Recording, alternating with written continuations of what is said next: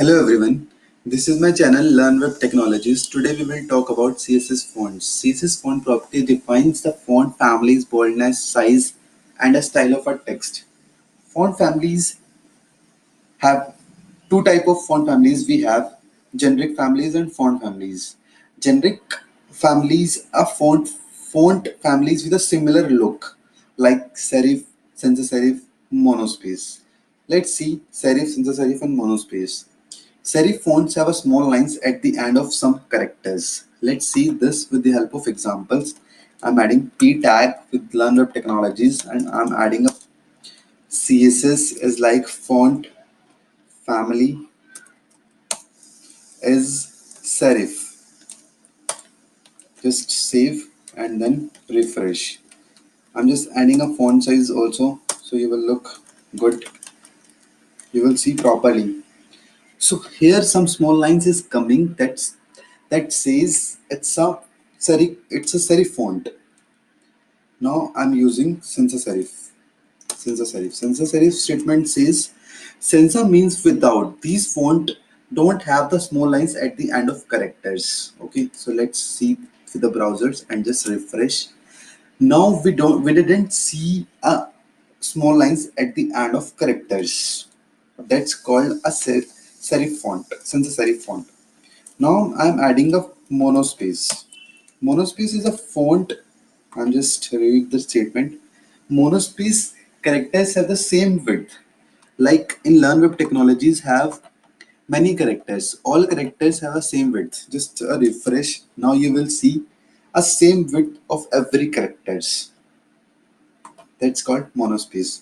Font family. A specific font family like Times New Roman or Arial's font family. A font family of a text is set with a font family property. Let's see, you already see font family. We are adding a font family and you can add any font here. Okay, font family properties hold several font name as a fallback system. If browser does not support the first font, it tries to the next font and so on. Okay, like you are adding a monospace font. If you are adding any other font like Arial, if your browser does not support monospace font, then it it will use Arial font. Okay, if the name of a font family is more than one word, then it must be quotation mark like Times New Roman. Like here you did not mention any quotation mark because it's a single word. If you have two words or more than one word, then you have to use quotation mark like this. Times New Roman. Just save and then refresh. It's changed the font. It's a Times New Roman. Okay, more than one font family is specified in a comma separator list. You already see, like more than one we are using. At first font is Times New Roman, second font is Arial. If you want third one, you can add it comma and then add here serif. This is the third font. If browser does not support first two font, then it will goes to the third one. That is serif font. Okay, now come to the font style. Font style property is mostly used to specify italic font, italic text. I use many projects. I'm just using only this property as for the italic style. It has three values: normal, italic, and oblique, but use only italic properties in projects. So I'm just adding here font style is italic. Just save and then refresh. It comes in italic font. Now you can do in a normal font. Just save and then refresh. It come in a normal font. Now you can use oblique. It is a same as italic font. Okay, now come to the font size. Font size property sets the size of a text. You can see we are using font size for the text of that particular P. This P here, this P is using for Learn Web Technologies. Okay. Always use the proper HTML tags. For headings, you can use H1 to H6, H1, H2, H3, H4, H5, and H6.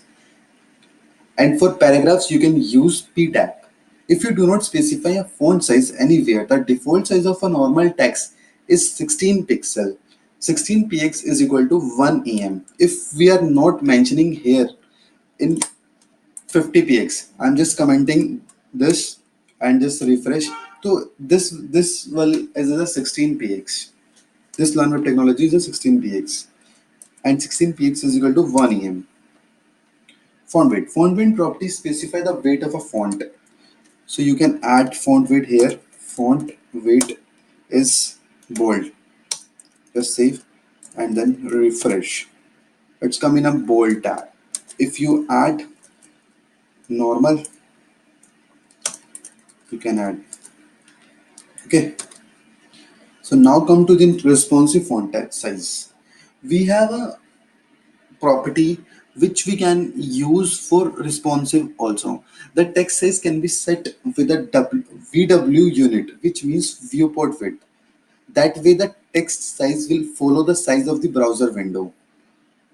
Okay, let's see with the help of example. We can use font size is 5, viewport width. Just save and then refresh. Now you can control minus and font is always look like this, and you can do a plus. Like you can see my browser window is 250, 300, 400, 500. It's still it's containing a 50% width. Okay, so viewport is the browser window size. One viewport is equal to 1% of the viewport width. So I'm adding a 5 viewport, so that means 5% of the viewport width. If the viewport is 50 centimeter wide, then one viewport is equal to 50 centimeters. See, this is the responsive text basically. So if you are using 50 px instead of viewport width, and then you can minimize window size, then it will also minimize. You can do a responsive for that. If you can increase window size, then it will increase the font also. So that's the reason we are using viewport width. So now I'm adding 50 vh. Just refresh. Now you can increase or decrease. Okay, so that's all for today. Thank you guys for listening. Have a great day.